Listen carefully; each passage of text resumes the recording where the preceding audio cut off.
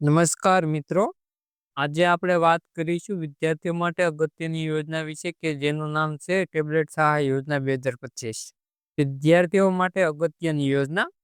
ગુજરાત સરકાર દ્વારા રાજ્યના વિદ્યાર્થીઓને ડિજિટલ શિક્ષણ માટે પ્રોત્સાહિત કરવા અને તેમને ટેબ્લેટ પ્રદાન કરવા માટે ટેબ્લેટ સહાય યોજના અમલમાં મૂકવામાં આવી છે.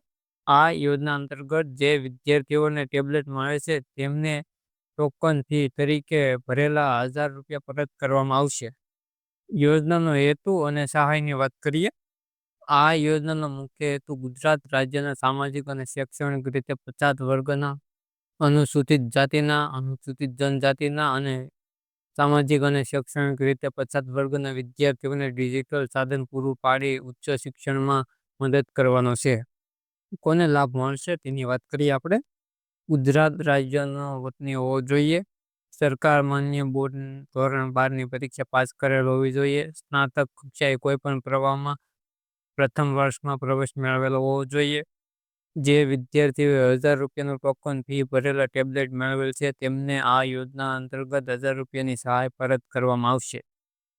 જરૂરી દસ્તાવેજ: વિદ્યાર્થીનો જાતિનો દાખલો, આવકનો દાખલો, ધોરણ 10થી અત્યાર સુધીની અભ્યાસની તમામ માર્કશીટ, બેંક પાસબુક.